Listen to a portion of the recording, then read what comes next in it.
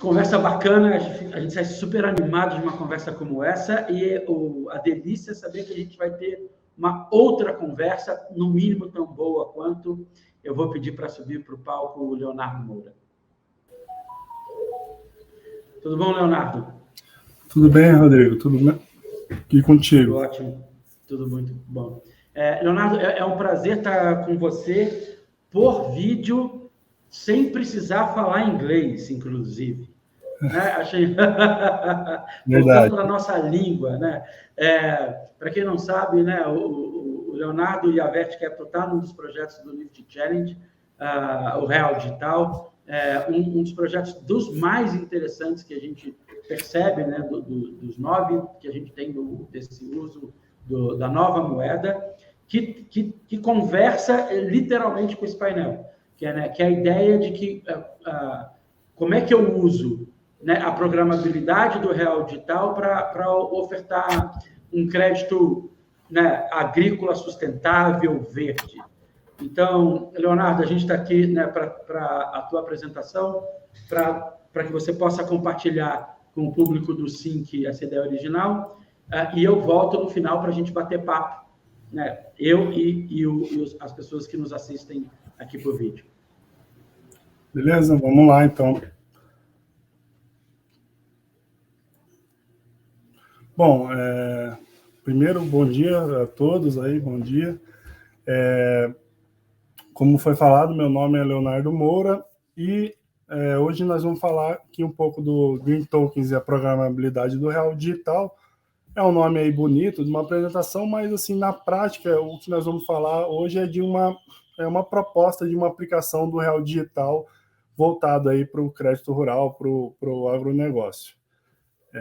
Então, bom, fazendo uma rápida introdução aí, eu sou engenheiro de controle e automação, formado pela Universidade Federal de Santa Catarina, tenho pós-graduação em gestão ágil de projetos e hoje eu trabalho como gerente de projetos e processos dentro da Vert e, mais especificamente, eu estou atuando como gerente do projeto do Lift Challenge dentro da Vert também. Como foi falado aí pelo Rodrigo, a gente tem outros parceiros que estão aí nessa solução também.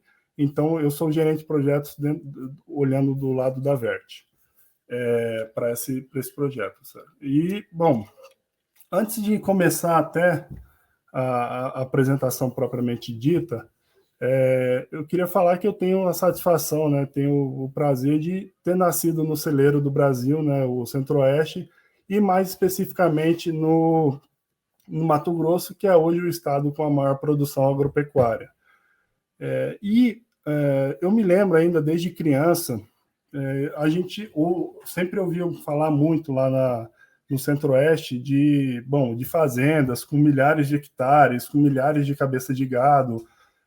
Então, eu cresci com essa mentalidade, né, imaginando que todos os fazendeiros eles eram pessoas assim, extremamente ricas e que não trabalhavam efetivamente no campo. Eles tinham os funcionários deles e que eram quem trabalhava efetivamente, eles iam lá eventualmente para passear e para acompanhar como é que estava a produção da fazenda. E eu até me recordo de um acontecimento onde eu pequeno ainda, criança, a gente estava indo para uma cachoeira que era dentro de uma fazenda, e aí em certo momento lá da viagem, que a gente já estava mais de uma hora andando assim por estrada de terra, eu falei com o motorista, nossa, mas que fazenda longe. Aí o motorista ele falou assim, não, a gente já está na fazenda faz mais de uma hora. A gente, né, um portão que passamos uma hora atrás, que foi onde a gente entrou na fazenda. A gente só não chegou no destino. E aí eu me lembro assim eu fiquei meio em estado de choque, né? Porque eu já tinha ouvido falar que existiam grandes fazendas, mas eu efetivamente nunca tinha estado dentro de uma assim, de andar de carro por mais de uma hora dentro e ainda estar dentro do limite, né, do perímetro dessa propriedade. Bom, e aí depois eu me mudei para Santa Catarina para fazer a faculdade e lá eu encontrei uma realidade totalmente diferente, né? O Santa Catarina é um estado onde predominantemente a gente tem agricultura familiar e a gente não tem assim tantos mega fazendeiros, multimilionários, com fazendas extremamente grandes, como tem no Mato Grosso, por exemplo. Então, quando eu encontrei essa nova realidade, eu entendi que boa parte dos agricultores, na verdade, do Brasil, eles são agricultores familiares e eles dependem do crédito rural para poder garantir a sua sobrevivência da sua família. Então, acredito que alguns de vocês podem até estar pensando, né? Mas o que isso, né, tem a ver com os Green Tokens e a programabilidade do Real Digital? Bom, mas tem tudo a ver, porque foi exatamente pensando nesses pequenos produtores, foi pensando em dar o acesso de crédito para eles, que a gente montou e apresentou essa solução para o Lift Challenge, que ela visa facilitar o acesso ao crédito para essa classe, né, de produtores. Bom, então, hoje eu vou falar aqui a agenda, né, da apresentação de hoje. Vou passar um panorama aí sobre como é que está o mercado de crédito rural hoje no Brasil. Depois eu vou apresentar alguns gargalos, né, alguns problemas que a gente identificou nesse mercado, do jeito que ele está estruturado hoje. Vou falar de oportunidades que a gente enxergou e aí, efetivamente, vou chegar na solução que a gente está apresentando dentro do Lift Challenge, né, dentro desse sandbox do Real Digital. E, por fim, eu vou apresentar perspectivas de futuro, onde a gente pode chegar com essa solução. Eu vou apresentar algumas, é lógico que a evolução dos sistemas é praticamente infinita, né? Mas eu vou apresentar algumas que estariam no horizonte que a gente conseguiria enxergar. Bom, falando um pouco, então, desse mercado de crédito rural, a gente tem aí que na safra de 2021 foram concedidos aí 245,4 bilhões de reais em crédito rural. E aí, quando a gente fatia esse crédito rural, a gente vê aí duas rúbricas, que seriam... deixa eu só facilitar aqui. Que seriam aqui em torno aí de 164 bilhões, que seriam crédito livre, né, crédito não vinculado a nenhum programa específico, programa governamental, e a gente tem cerca aí de 81 bilhões que estariam vinculados a algum tipo de programa. E aí, dentro desses 81 bilhões, a gente tem ainda os diferentes programas. E aí eu quero destacar aqui hoje dois, que seriam o Pronaf, que é um programa que visa conceder crédito para os agricultores familiares, e o Pronamp, que visa conceder crédito para os agricultores de médio porte. Bom, então, dentro do Pronaf, a gente vê aí que tem ainda, a gente consegue subdividir esses 33 bilhões de crédito que foi concedido para esse programa em, 17,5 bilhões a título de investimento em industrialização e, 15,7 bilhões a título de investimento em industrialização e 17,4 bilhões a título de custeio. A corzinha aqui está azul e a legenda aqui põe cinza, mas esse azul está simplesmente para destacar que o foco do MVP, da solução que a gente está apresentando hoje, dentro do Lift Challenge, ele visa atacar, vamos dizer assim, justamente essa camada aqui, que seria, então, o Pronaf custeio, e que representa 7% do total aqui de crédito rural que foi concedido na safra de 2021. E, bom, a título de Pronamp, a gente tem aqui foi concedido cerca de 30 bilhões aí de crédito, sendo 2,5 a título de investimento em industrialização e 27,3 a título de custeio. E aí a gente olha que, então, hoje a gente, como eu falei, né, a gente está focado no MVP nessa fatia de 17,4 bilhões, mas a gente poderia expandir essa solução tranquilamente até englobar todo o Pronaf e englobar, inclusive, o Pronamp, o que daria para a gente aí cerca de 63 bilhões de mercado atingível. Bom, mas beleza, eu apresentei aqui como é que o dinheiro, né, como é que ele está sendo concedido dentro dos diferentes programas e até não relacionados a programa dentro da safra, mas como é que estão os players em relação a essa concessão de crédito, né? A gente vê aqui que o crédito rural, de maneira geral, seja o Pronaf ou o Pronamp, eles estão bem concentrados na mão de dois players principais, que seriam o Banco do Brasil e o Sicredi, que eles detêm aí cerca de 78% do Pronaf, né, da concessão de crédito do Pronaf, e a gente vê que eles têm aproximadamente 70% aí da concessão de crédito do Pronamp. Então, como eu falei, né, a concessão de crédito hoje ainda está bem centralizada em poucos players, mas, além disso, um outra insight que a gente tira a partir desses dados são o fato de que as cooperativas de crédito, né, que o Sicredi e o Sicob, eles têm um papel muito relevante dentro do cenário aí de crédito rural nacional. Então, a gente vê aqui que a gente tem quase aí 30% dos créditos de Pronaf sendo concedidos por essas cooperativas e quase 20% aí dos Pronamp sendo concedido pelas cooperativas de crédito.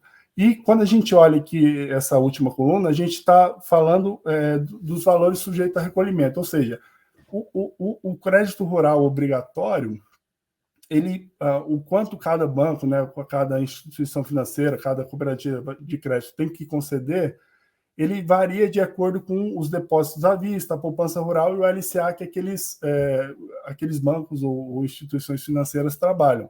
Então, daqui o que a gente vê aqui, as cooperativas, elas recebem aí, vamos dizer assim, estão em torno de 8% desses valores que são sujeitos ao recolhimento, mas que elas estão entregando crédito para 30% no caso do Pronaf e 20% no caso do Pronamp. Então, as cooperativas por si só elas já estão bem acima do que legalmente elas precisariam conceder.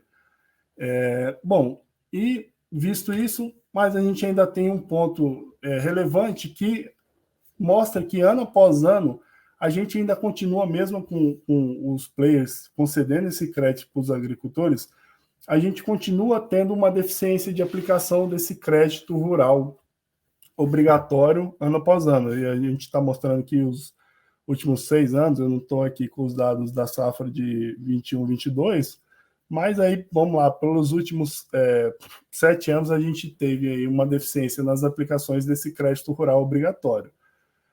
E isso quer dizer o quê? Quer dizer que é menos dinheiro disponível, né, para o agricultor, para o produtor rural dentro desses programas. Bom, então, visto todo esse cenário, a gente chega, então, num ponto de ver que essa estrutura que é atualmente utilizada, né, para a concessão desses créditos, ela é ineficiente. Por que ela é ineficiente? Se a gente olhar na perspectiva do produtor, eu mostrei ali agora há pouco, a gente tem uma deficiência de aplicação desses recursos, ou seja, muitas vezes o recurso não chega na mão do produtor e, às vezes, quando chega atrasado ou chega com um custo maior do que deveria chegar. E aí eu vou tocar um pouco vou falar um pouco mais à frente desse chegar com um custo maior para os produtores, mas o que a gente tem hoje ou não chega atrasado e chega com um custo maior. Se a gente olhar do prisma das instituições financeiras, a gente vê que os recursos ficam parados né, dentro dessas instituições, porque eles não estão sendo aplicados. Não todo o recurso, é lógico, mas uma parte dele ela acaba não sendo destinada, fica parada, e isso leva os bancos, né, e as cooperativas de crédito a ficarem sujeitas a penalidades por parte dos órgãos reguladores. E, bom, essas penalidades elas podem ser desde multa financeira mesmo e até, vamos dizer assim, sanções administrativas, né, onde executivos dessas instituições financeiras que são responsáveis por essa concessão de crédito podem sofrer algum tipo de processo administrativo.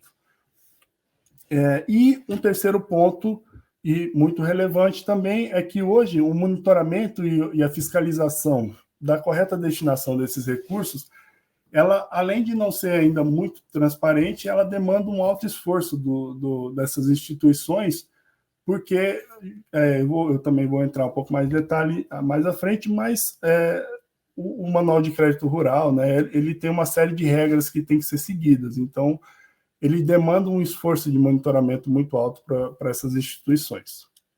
Bom, então esse é a problemática, né, o cenário onde a gente vive hoje, e tendo em vista esse cenário, a gente procurou entender melhor esses gargalos e que oportunidades a gente tem dentro desse mercado. Bom, olhando primeiramente para esses gargalos, né, ou seja, para os desafios que a gente tem nessa atuação junto com o produtor rural, a gente tem, acho que o primeiro e o mais importante desses desafios é a falta de capilaridade. E o que a gente está falando aqui? A gente tem, né, o Brasil é um país muito extenso, então a gente tem agricultores em localidades extremamente remotas e localidades que muitas vezes não compensa, né, para o banco ou para uma instituição ou para uma cooperativa de crédito ter uma presença física nessas localidades, porque, bom, primeiro, o ticket médio desses produtores pode ser baixo e o custo em si de manter essa estrutura lá não compensa frente aos gastos que eles podem ter.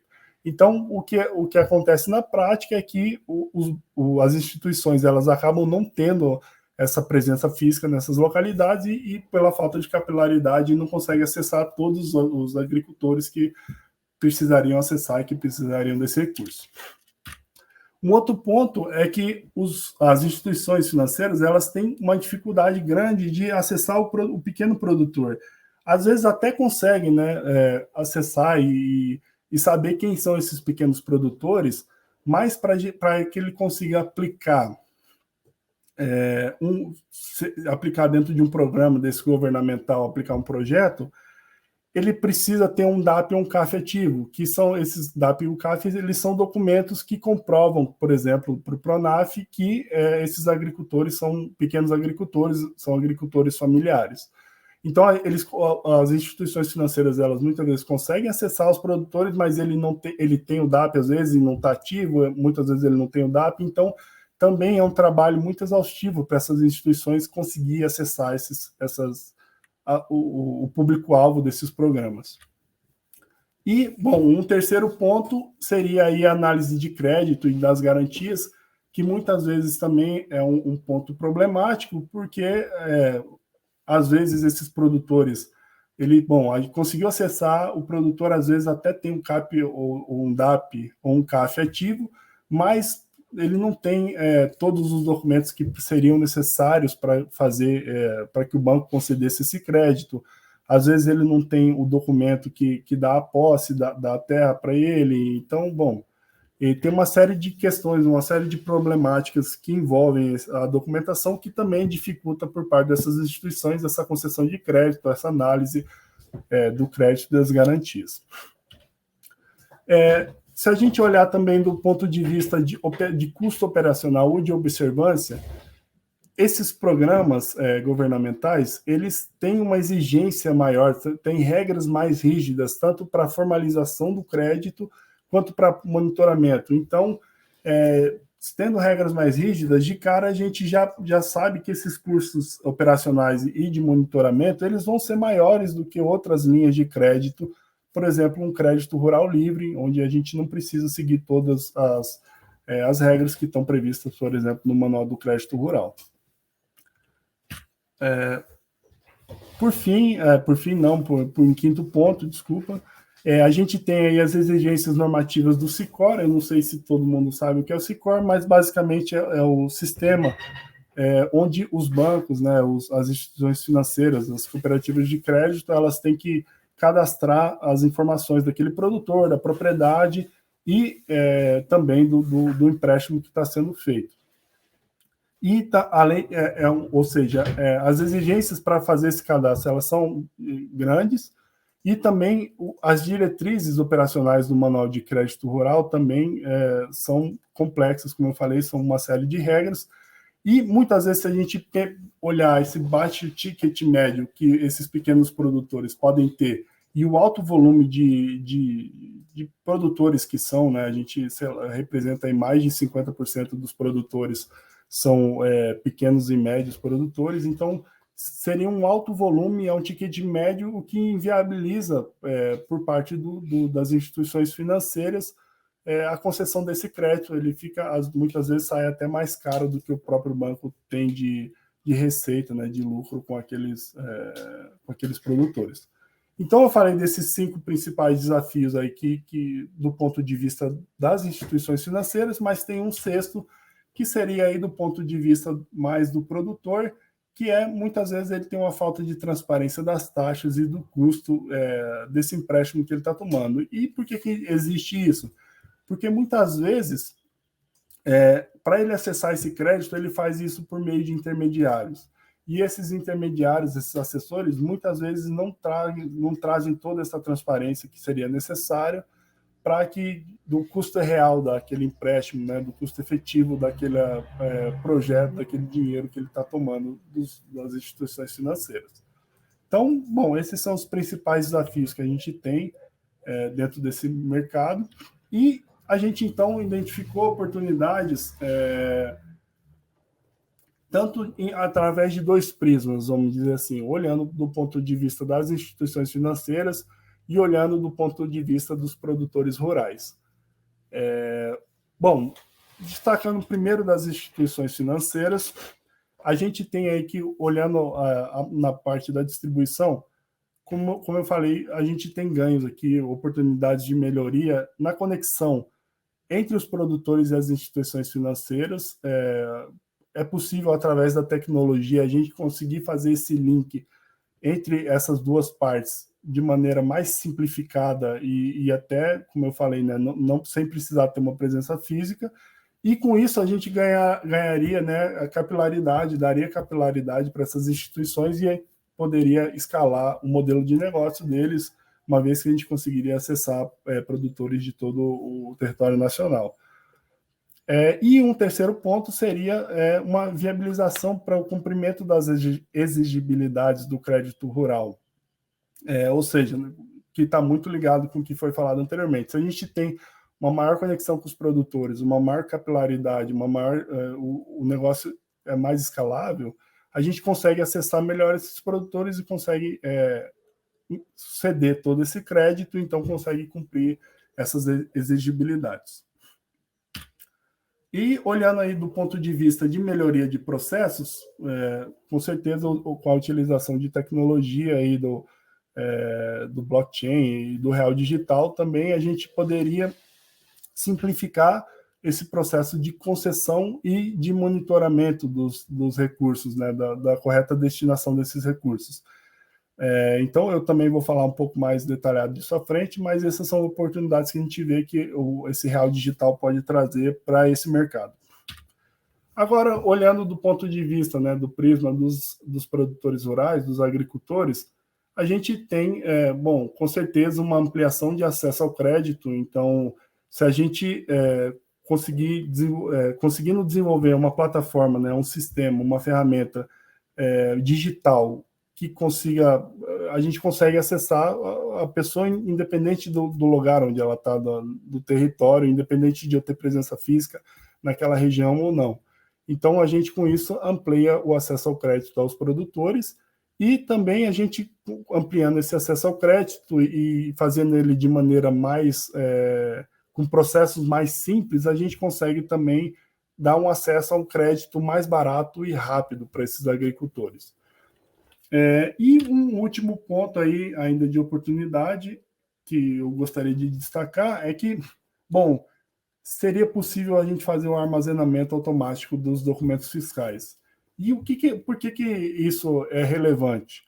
Hoje, o Banco Central ele faz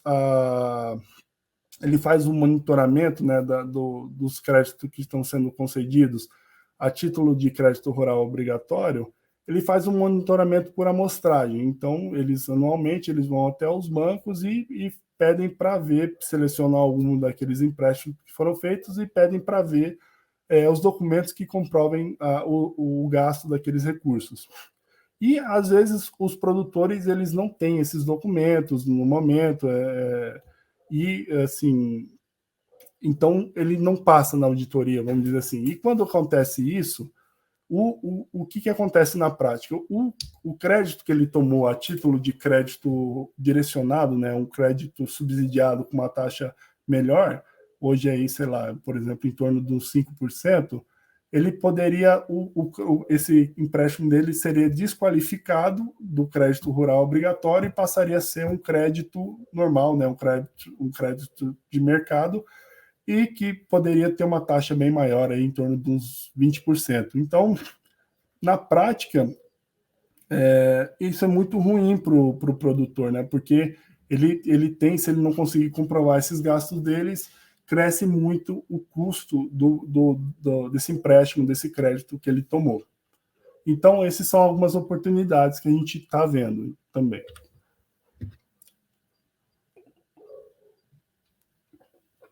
Bom, então, tendo em vista todos os problemas que eu apresentei, né, as causas desse problema e também as oportunidades que a gente enxergou dentro desse mercado, a Vert, a Duagro, a Oliver Wyman e a Digital Asset resolveram, então, se juntar e fazer uma parceria para propor uma solução aí de real digital, né, um caso de uso do real digital, onde poderia financiar essa atividade rural de uma maneira mais eficiente, uma maneira mais, vamos dizer assim, mais tecnológica e melhor para todas as partes. E, bom, eu vou apresentar aqui para vocês o vídeo da candidatura que a gente fez em relação ao Lift Challenge. Eu acho que ele é um vídeo, está um pouquinho desatualizado, né? Porque como a gente já começou o Lift Challenge e a gente já teve uma série de discussões com o Banco Central, a gente já evoluiu em relação a essa solução que está sendo apresentada aqui, mas eu acredito que ainda assim vale a pena a apresentação, porque ele sintetiza, né? Ele resume de maneira bem didática o que a solução propõe. Então, vamos lá.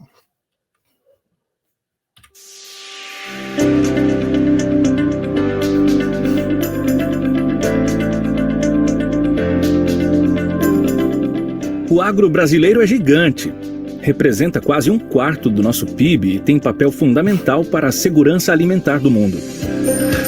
Mas para dar conta de tanta responsabilidade, a necessidade de crédito rural é também enorme. E aqui está um problema que cresce ano a ano. De um lado, os produtores demandam cada vez mais recursos. Do outro, as instituições financeiras têm dificuldade para atendê-los. Se não o fazem, são penalizadas por isso. Resumindo, os bancos não têm capilaridade, sofrem para cumprir as exigências do Manual de Crédito Rural e costumam usar um modelo de análise de crédito incompatível com a realidade do campo. Já o produtor fica refém de uma burocracia que dificulta a compra de insumos e atrasa todo o seu ciclo de produção. Para colocar fim a esse dilema, Vert, Duagro, Oliver Wyman e Digital Asset querem revolucionar o financiamento agrícola brasileiro. Como?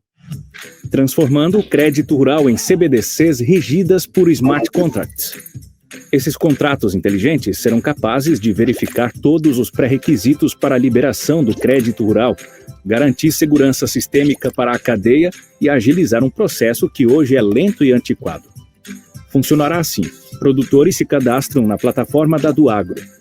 As instituições financeiras convertem em CBDCs a quantidade de recursos prevista pela exigibilidade. Unindo essas duas pontas, a Duagro emite um smart contract que condiciona a liberação dos recursos ao cumprimento de todas as regras do crédito rural. O produtor compra os insumos com o seu fornecedor de preferência e paga com CBDCs. Quando esse fornecedor envia para a Duagro a nota fiscal, o dinheiro é liberado. Pronto, o empréstimo está formalizado e o dinheiro vai direto para o fornecedor sem intermediários. É simples para os bancos, facilita a vida do produtor e promove segurança em todo o processo, já que a rastreabilidade dos recursos é intrínseca à tecnologia. Esse é o desafio que estamos prontos para solucionar.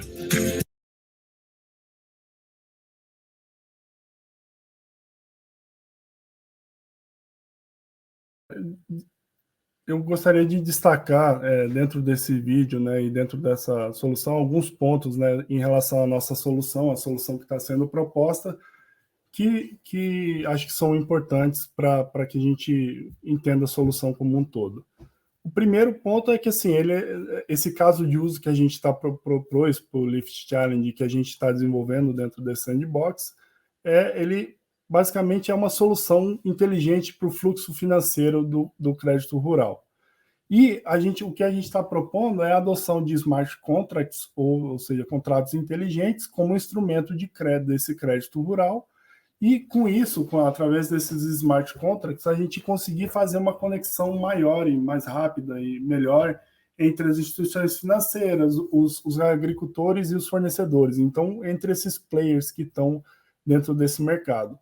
E, bom, a gente, com essa solução também, a gente quer garantir que todas as regras do Manual de Crédito Rural sejam respeitadas e, com isso, garantir que os recursos destinados para o crédito rural eles sejam gastos, adequadamente.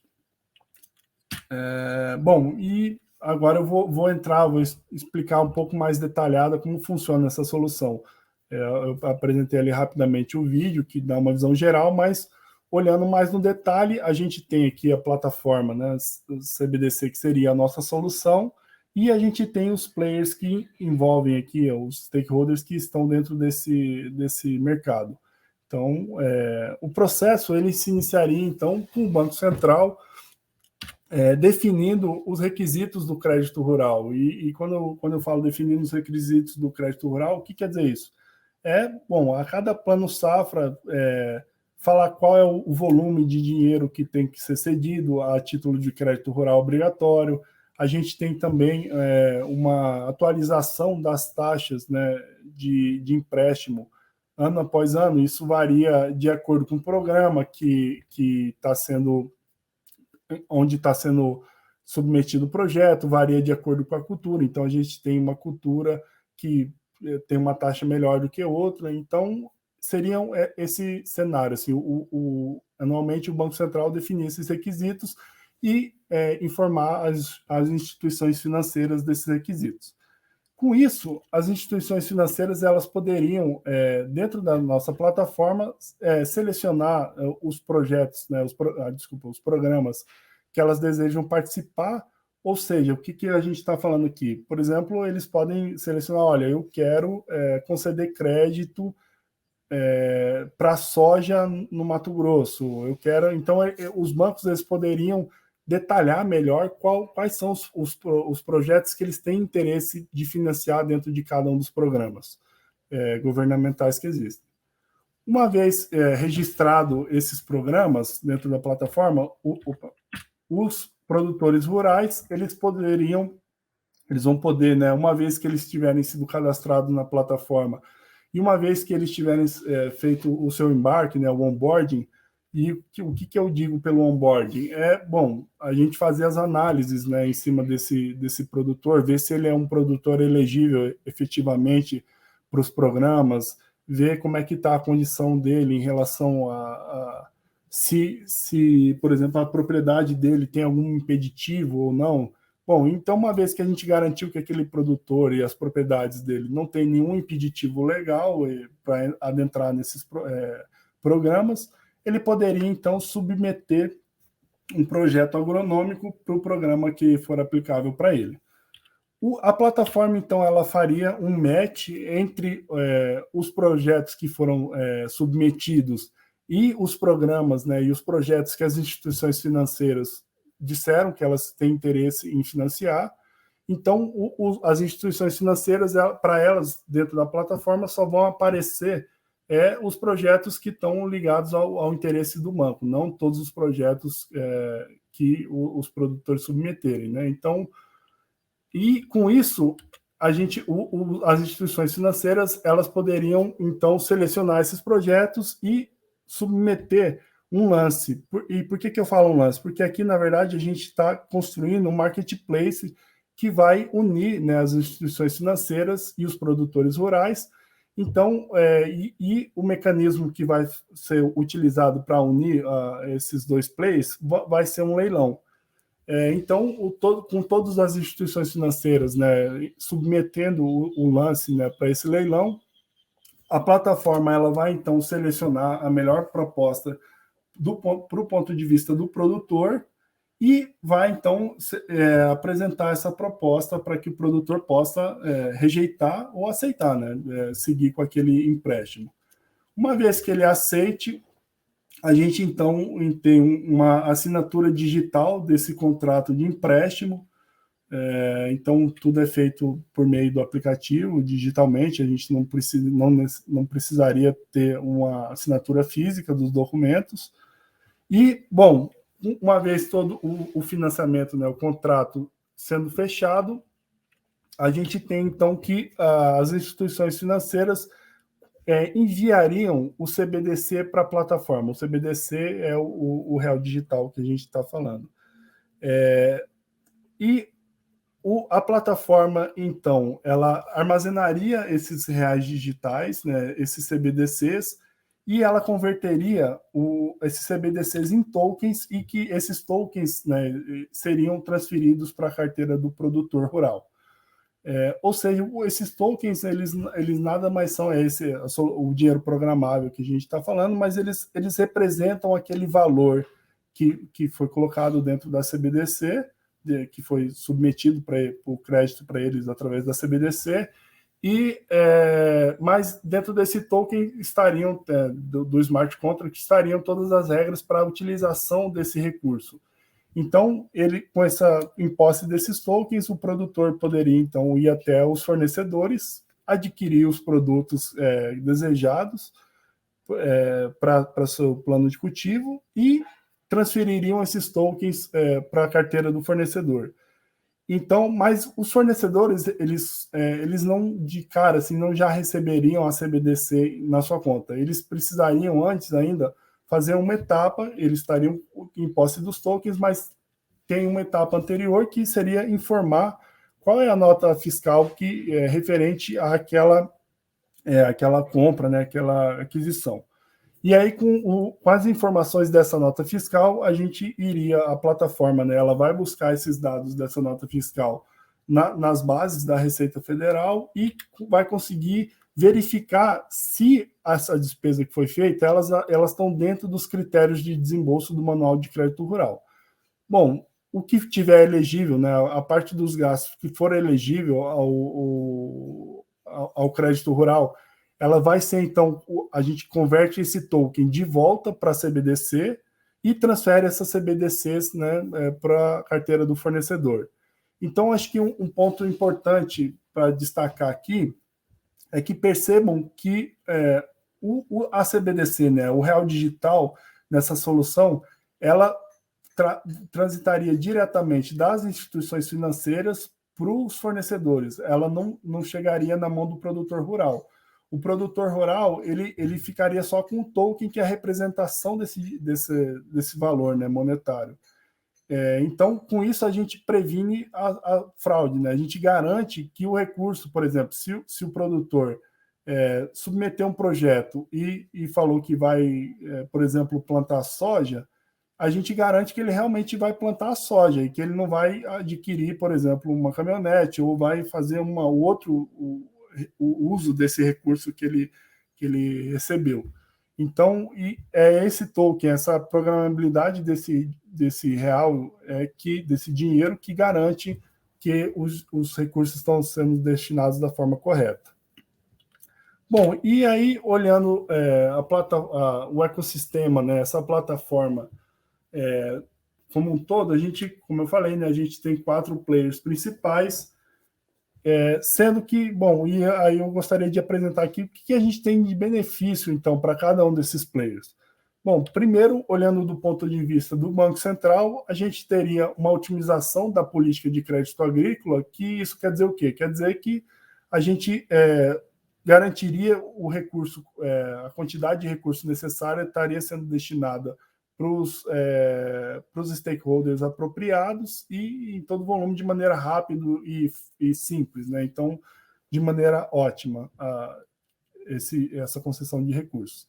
A gente teria uma vantagem de redução de fraudes, né, através desse monitoramento, ou seja, para cada transição, como eu apresentei acima, ela seria verificado se essa transação é elegível para estar dentro daquele crédito rural e o dinheiro só dele seria desembolsado se sim. Então, a gente reduz muito as fraudes através desse monitoramento. E um outro ponto positivo aí do ponto de vista do Banco Central seria uma maior competição entre os agentes envolvidos nesse crédito rural, ou seja, a gente vai ter ampliar, né,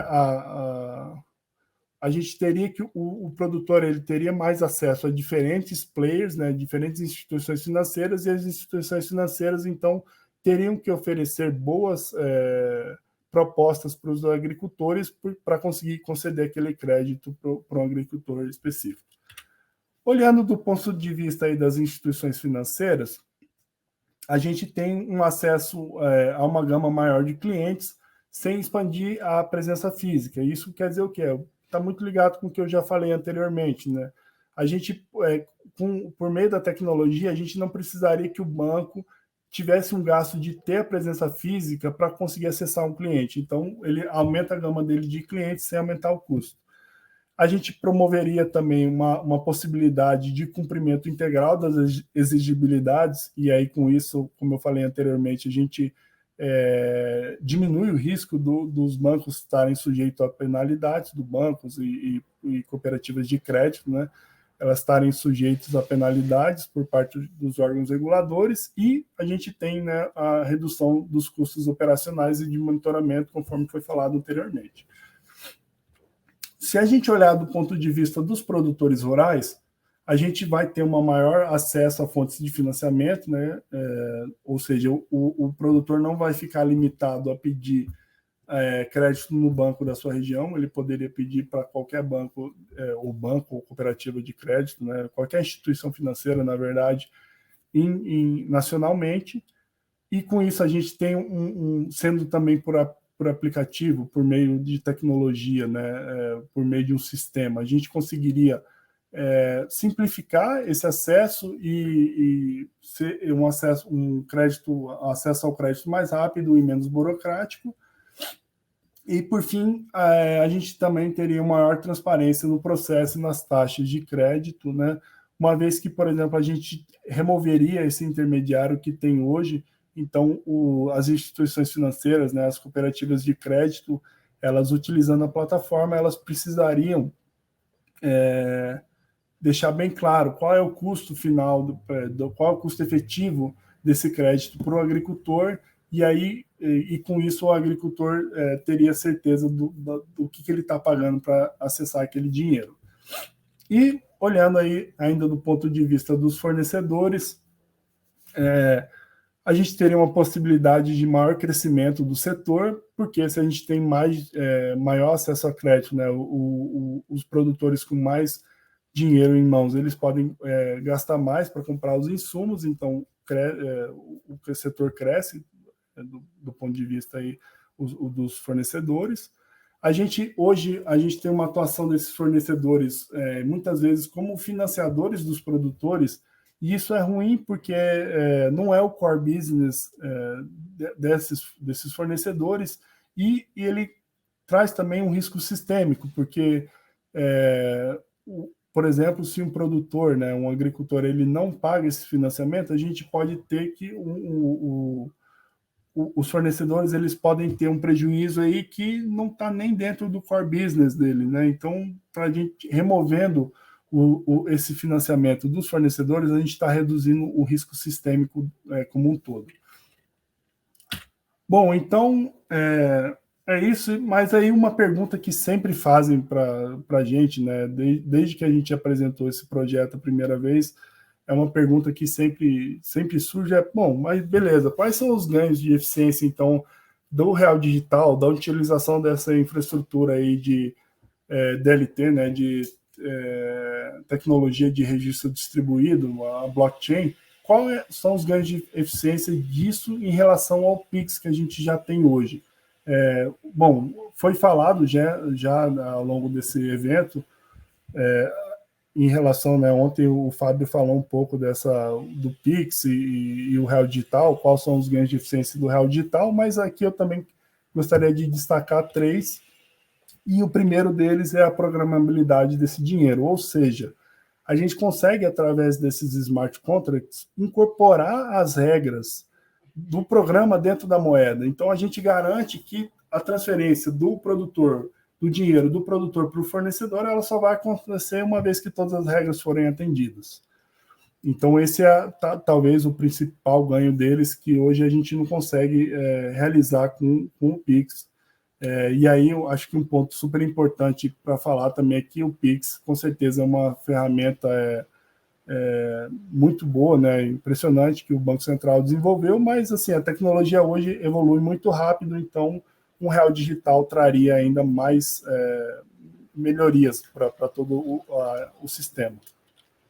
Um segundo ponto seria a atomicidade, que nada mais é basicamente de você poder verificar uma transação em loco, né? Ou seja, a gente consegue garantir que consegue conhecer exatamente quais são as regras que existem para que aquela transação seja realizada e consegue verificar essas regras de maneira atômica, ou seja, evento a evento. Então, a gente garante de maneira muito mais simples e a gente verifica que todas as regras estão sendo cumpridas para poder fazer o desembolso desse dinheiro.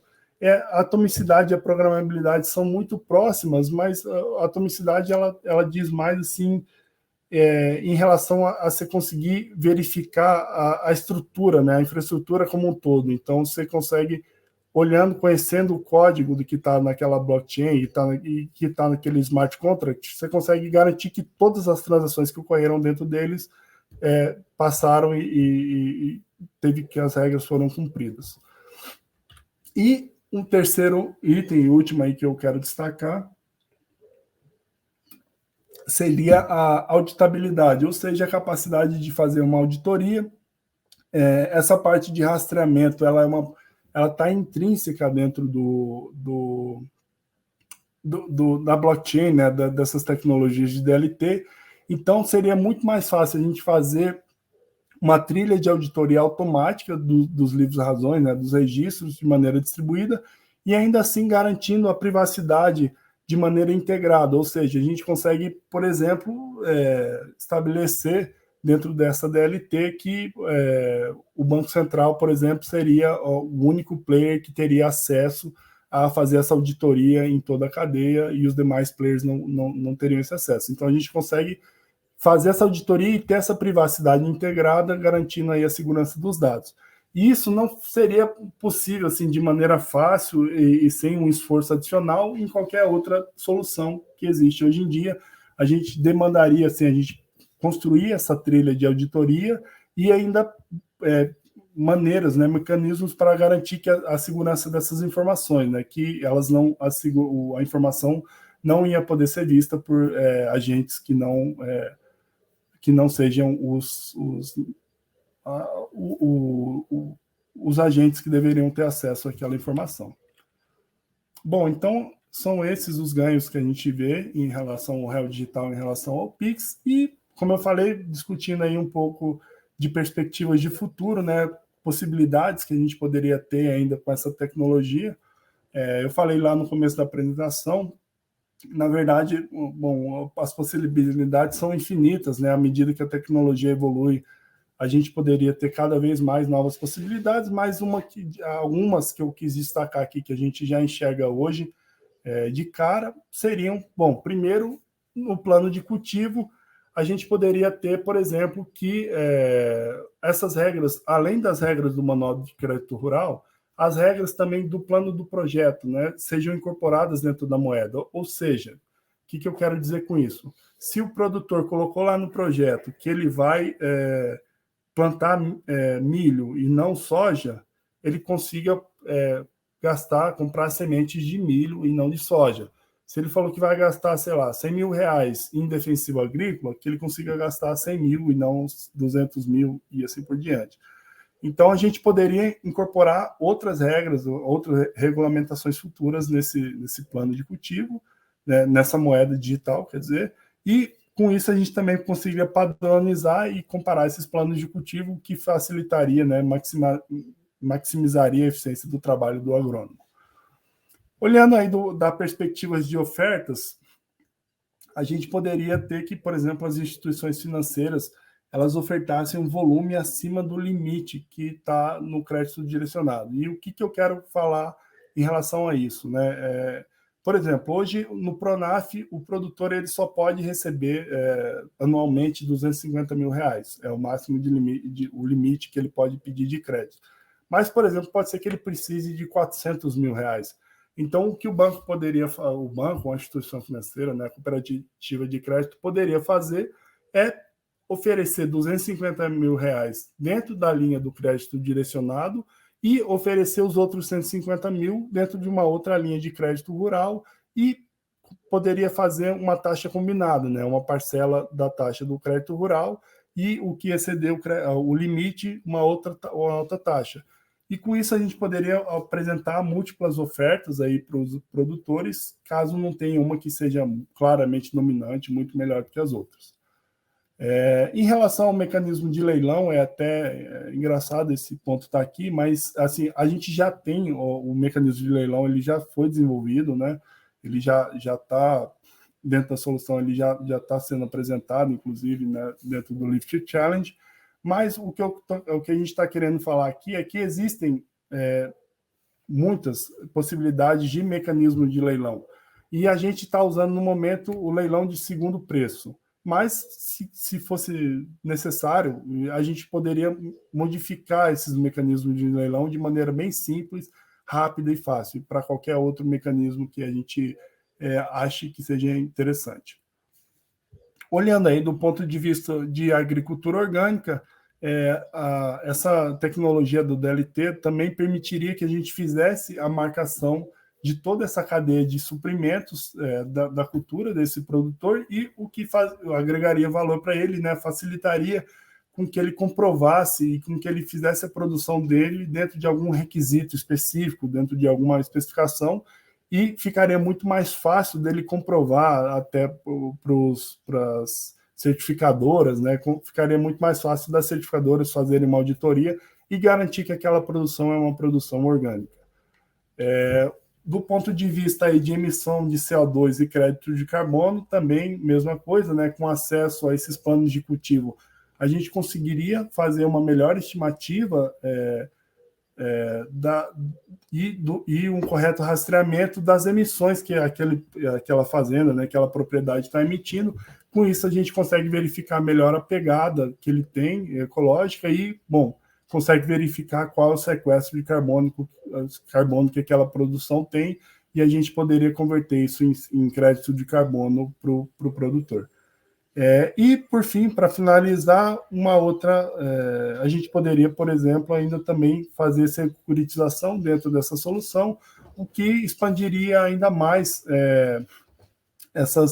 esse crédito e esses empréstimos agrícolas existentes. Então, acho que é isso que eu tinha para apresentar por hoje. Grato aí pela atenção e fico aberto aí às perguntas para que a gente possa conversar aí mais sobre o assunto. Maravilha, Leonardo. É muito bacana ver um programa em desenvolvimento, uma iniciativa em desenvolvimento, né, que vai causar tanto impacto, tanto no crédito agrícola brasileiro, como nas cooperativas de crédito. Já tinha sido mandado um aqui original aqui, e você falou, mas eu vou mesmo assim eu vou reforçar. Assim, do ponto de vista do cooperado, do ponto de vista do tomador de crédito agrícola, qual parece ser para você a maior vantagem quando um sistema como esse, né, de moeda digital, de CBDC e de contratos inteligentes, está amarrado e está pronto e disponível para ele? Bom, eu acho que a maior vantagem... Bom, primeiro eu acho que é o acesso ao crédito realmente. Essa, com certeza, se a gente conseguir ampliar conseguindo, através dessa solução, ampliar esse acesso ao crédito, para ele só tem ganha-ganha, né? É um ganho para as instituições financeiras, que vão conseguir conceder mais crédito, e é um ganho para o produtor também, que vai conseguir acessar melhor esses créditos. E acho que outro ponto, a gente, como eu já falei, a gente pode ter melhores taxas, né? Uma vez que a gente as instituições financeiras elas fariam uma competição por aquele agricultor, no final das contas ele vai conseguir uma melhor taxa e uma certeza de financiamento do seu negócio. Fica um crédito muito mais fácil de ser acessado. E acho que um ponto muito relevante também é aquele ponto que eu destaquei em relação ao armazenamento, né, dos documentos fiscais, para que ele não tivesse esse risco de ser desenquadrado e que, ele pode ter feito todo um cálculo aí do fluxo de caixa da propriedade, pensando em uma taxa, um crédito a um valor, e se ele, de repente, ser desenquadrado e se ver numa condição complicada de ter que pagar um valor muito maior por conta de não ter armazenado os documentos fiscais. Então, eu vejo esses ganhos e vejo uma simplificação também em relação à transação com os fornecedores, né?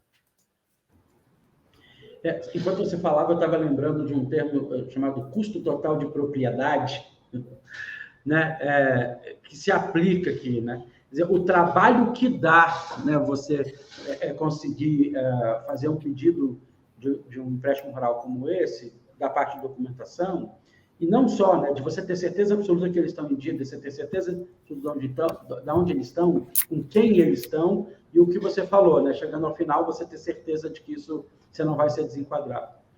Mas me chama a atenção o começo da sua resposta, porque a sensação que as pessoas têm, a primeira, e talvez se você fosse uma resposta fácil, dizer assim, taxa, né? Então, as taxas. E é claro que vai ter impacto em taxa, mas a ideia de acesso, né, eu acho que é uma ideia ainda maior. Você trouxe um dado que, para mim, é assustador, né? A gente está... o crédito rural obrigatório, né, na última safra que você está com dado aqui, em 3 bilhões, que é um número baixíssimo, né? Só para comparar com 16, 17 que você trouxe também, que estava em 11, que ainda é um número baixo. Quer dizer, né, a gente, no último ano, está 1/4 no número que ainda é baixo, que a gente, né, teria capacidade muito maior de fazer essa entrega. E quando você tem uma simplificação do processo pela tecnologia, facilita, e aí eu quero ver se faz sentido o que eu vou falar também, facilita não só o lado do tomador, do cooperado, que está buscando esse empréstimo, mas facilita bastante para a cooperativa, facilita bastante para a instituição financeira. E aí eu queria que você explorasse só um pouquinho mais, assim, como essa eficiência e essa transparência, e o termo que você usou, auditabilidade do processo, ajudam a instituição financeira na oferta desse crédito? Bom, acredito que... primeiro, eu frisei esse ponto ao longo de toda a apresentação, né? Hoje é um ponto muito difícil, né? Muito custoso para os bancos e para as cooperativas de crédito, a gente ter que monitorar esses créditos que estão sendo cedidos, né? Porque tem que fazer toda essa auditoria, então, efetivamente, eles têm que colocar mais gente para trabalhar e não sendo de maneira automática, a gente não garante, por exemplo, por amostragem, a gente não garante, de repente, que a gente está pegando efetivamente sujeito, né? Alguém está tendo uma fraude, só que a gente pega, de repente, nessa amostragem, alguns produtores que estão totalmente dentro do manual do crédito rural, né? Que estão compliant com as regras, e, de repente, está escapando alguém que não está tão compliant, assim, não está cumprindo com esses requisitos.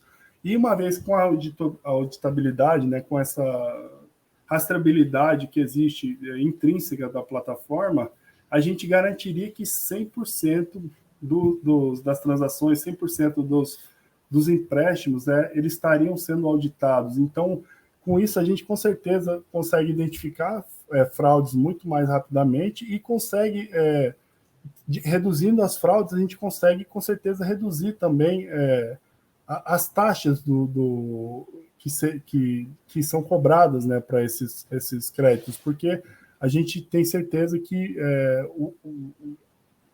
os empréstimos eles vão ser pagos e vão ser utilizados com a destinação correta. Então, acho que essa parte de auditabilidade é sensacional, realmente. Ela é uma parte que é super importante dessa tecnologia. E como eu falei, né, que ainda assim a gente consegue, através da solução que a gente está propondo, garantir que só quem deveria acessar essa informação consegue acessar. Então, garante a privacidade ao longo de toda a cadeia também. E aí o reforço da sua fala, né? Quer dizer, quando você traz uma auditabilidade, uma atomicidade, ou melhor, a garantia da troca, né, do valor pelo produto e a programabilidade do processo, quer dizer, eu garanto que a programabilidade é o que precisa acontecer, vai acontecer, né? Esse é um outro jeito de dizer. Né? Você tem certeza de que aquele pagamento vai ser disparado na data certa para a pessoa correta, na compra do produto pré-especificado, e garantindo uma privacidade, uma segurança correta dos dados. Acho que esse conjunto é um conjunto que, quando a gente olha para frente, é um conjunto que vai revolucionar o espaço de crédito de forma geral, mas acho que revoluciona o crédito agrícola, né? Porque o crédito agrícola, ele tem, principalmente esses, né, com vínculos governamentais, então, ele tem uma especificidade, né, muito grande. E aí, volta à sua fala, o custo de observância, o custo de auditabilidade, o custo operacional, ele pode tender a encarecer o processo, né, e não ficar tão interessante para algumas instituições financeiras, e a partir do momento que a gente consegue fazer, né, com essa soma de programabilidade, atomicidade, auditabilidade, você consegue gerar uma eficiência muito grande. Eu gostei muito quando você fala do mecanismo de leilão. A gente já tem falado muito sobre esses mecanismos de leilão, acho que da importância e para gerar as taxas mais baratas. Mas a gente está pontualmente meio-dia, a gente nem consegue se estender muito, mas eu quero essa sua visão final, uma das coisas que eu tenho perguntado para as pessoas. Mas assim eu vou ser mais específico. Quando é que você vê o que você acabou de apresentar se tornando uma realidade para as gestões financeiras, para as cooperativas de crédito? Bom, acho que a gente está correndo aí para, de repente, a partir do próximo Plano Safra, né, a partir do ano que vem, já ter um MVP sendo testado, né? Ou seja, já pegar alguma instituição, combinar com alguma instituição financeira e já testar alguma coisa. Então, essa é a meta nossa, já a partir do próximo Plano Safra, conseguir, de alguma maneira, já começar esse piloto. E com certeza aí, o piloto dando certo e escalando isso e, sei lá, até o final aí de 24, mês de 25, que é a previsão, né, do Real Digital tá implantado aí no Brasil, a gente, de repente, também conseguir acompanhar e já ter aí toda essa solução entregue, esse piloto realizado e sendo rodado já nessa data. Então, junto com o meu reconhecimento e o meu olá aqui para a Credit Seara e a Credit Foz, que também estão apoiando a gente, faço o desafio para todas as cooperativas de crédito que estão aqui se candidatarem a ser esse piloto com vocês. Procura o Leonardo Moura da VET, quem sabe, né, vocês não estão no projeto piloto no ano que vem. Leonardo, agora é o tempo da gente você dar tchau, e eu vou ter a Daniele Teixeira aqui para fechar o dia comigo, fechar amanhã comigo e avisar o que a gente vai ver à tarde. Obrigado, meu amigo. Tá bom. Bom, eu que agradeço aí a oportunidade de falar um pouco desse projeto. É um um projeto assim que é muito motivador, é um projeto que dá uma satisfação trabalhar dentro dele, né, e ver que a gente pode melhorar, trazer uma eficiência aí para todo o sistema financeiro nacional. Então, eu que agradeço a oportunidade de estar aqui apresentando e conversando com vocês, e é isso, grato aí por tudo. E espero que a gente consiga, como eu falei, né, atingir as nossas metas e colocar essa solução para rodar ainda o ano que vem já em um piloto. Maravilha, até mais. Valeu, até mais.